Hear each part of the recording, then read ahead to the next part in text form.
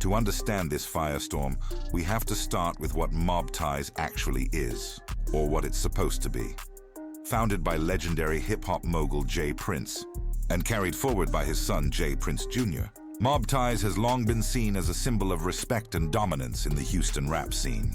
When celebrities come to town, they're expected to check in, an unspoken rule that says, if you want to be safe, you better show respect to the city's gatekeepers. But Charleston White isn't buying it. In fact, he's tearing the entire foundation down. According to him, Mob Ties is nothing but a scare tactic, a brand that thrives off of intimidation without actually doing anything for the community it claims to protect. He doesn't just challenge their reputation, he mocks it. He laughs at the idea that they control anything outside of their bubble. If y'all a mob, he says, where's your influence in Dallas? Where's your help when kids are getting hurt in the hood? Where is Mob Ties when the community is bleeding?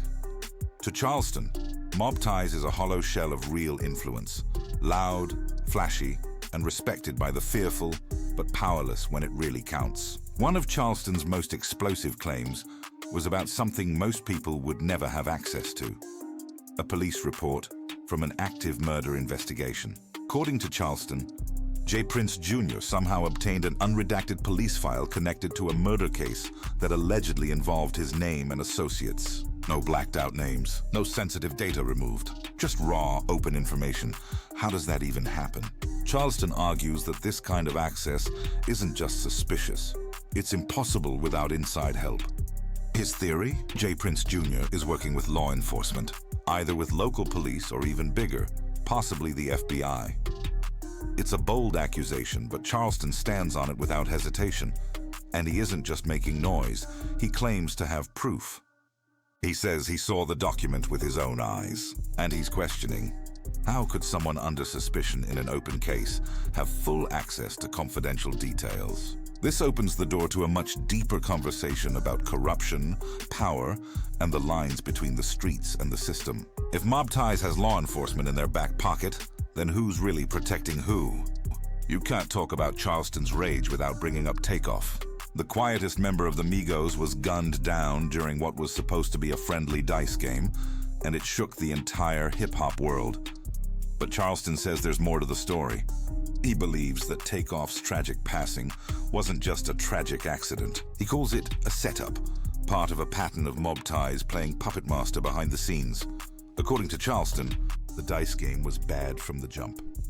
He says the atmosphere was hostile, the crowd was sketchy, and the entire setup was designed to make something go wrong. He even claims that someone invited Takeoff under false pretenses, that the argument that led to gunfire had nothing to do with Takeoff directly, and that his tragic passing was used to send a message. This isn't just speculation. Charleston says he has conversations on record, stories told directly to him from people who were there, and he's not holding back. The question is, if Mob Ties is really about peace and protection, why do people keep getting hurt under their watch? Let's talk about checking in. It's become an unspoken rule in hip-hop. When you enter a city like Houston, LA, or Chicago, you better pay your respects to whoever runs that territory. Charleston White doesn't just reject the idea, he destroys it. He says check-in culture is just extortion with a gold chain. It's not about respect, it's about fear. He points out that celebrities like Post Malone, Khloe Kardashian, or Taylor Swift never get told to check in, but rappers, always. So who really benefits from this system? Charleston says it's all about control. If you don't check in, you're labeled as disrespectful. If something happens to you, people say you brought it on yourself. It's a setup, a no-win scenario that only benefits those in power. In his words, make the white boys check in. If it's about safety, then everyone should be doing it. But it ain't about safety, it's about control. Charleston White dropped another bomb. He says the FBI is watching everything, and not just from the sidelines. In his words, even Wack 100 is connected to the feds. And he suggests that J. Prince Jr. has been rattled ever since federal eyes started watching closer. He even claims to have spoken with the Houston mayor's office and the gang unit, and that they're afraid of Mob Ties.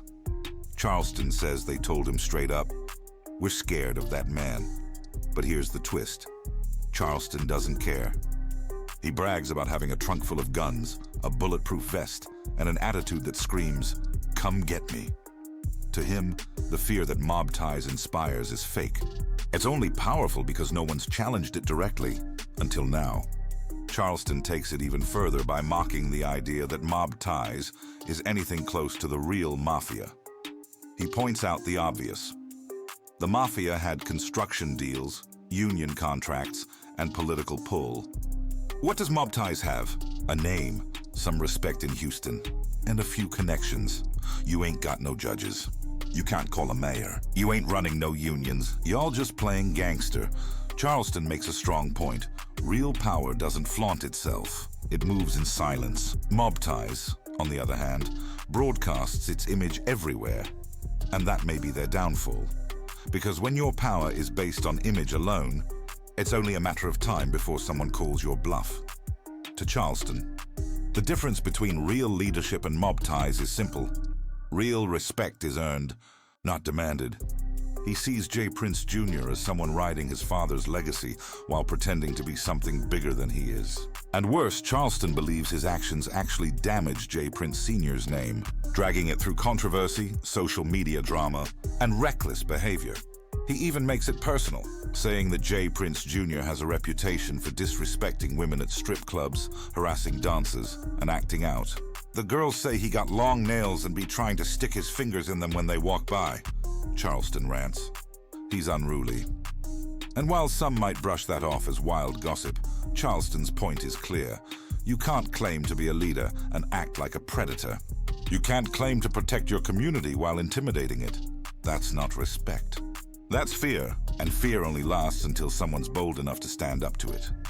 Charleston draws a hard line between Houston and Dallas, claiming that J. Prince Jr. and Mob Ties have no pull in his city. In his words, "We some big dogs up here." Mob Ties ain't got no influence in Dallas. And when they do show up, Charleston says they're on their best behavior.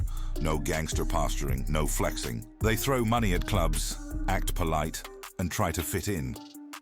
That, to Charleston, exposes the whole charade. Because if you're truly powerful, your presence should be the same everywhere. You shouldn't only act hard in the city where you're protected. Real influence travels with you. Charleston paints Mob Ties as regional bullies, not national figures. Loud in Houston, but silent elsewhere. He even claims, when they come to Dallas, they try to act humble. That's how I know it's fake. Charleston ends his rant with a question that hits deep. Where is Mob Ties when the community really needs help? He calls them out for being missing in action when kids are getting shot, when women are being abused, when babies are being killed in crossfire. Where is Mob Ties when it's time for community programs? He asks. Where are they when the police kill someone? When murders go unsolved? Charleston argues that Mob Ties only shows up when it benefits them, when it's time to check in celebrities, when it's time to boost their image, when the cameras are rolling, but when it's time to do the real work, protecting neighborhoods, supporting local causes, stopping violence. He says they're nowhere to be found. This, he says, is the final proof that Mob Ties isn't about helping Houston. It's about controlling it. Charleston White didn't just throw a few shots. He launched a full-blown assault on everything Mob Ties claims to represent: power, fear, respect, and protection. He questioned their legitimacy. He exposed their contradictions, and he dared them to prove him wrong, not with violence, but with action. Because at the end of the day, he says, you can't demand loyalty from people you don't protect. You can't build fear-based respect and expect it to last. And you can't call yourself a mob if you only operate off image and intimidation. In Charleston's eyes, Mob Ties is a brand that got too big, too fast. And now, the cracks are starting to show. So whether you see Charleston as a truth-teller or a reckless agitator, one thing is undeniable. He's making the culture look at itself. He's pulling the curtain back on street politics dressed up as power. And he's refusing to play by the rules that everyone else has silently accepted. And for a movement that's built its reputation on fear, that kind of boldness, that might be the biggest threat of all.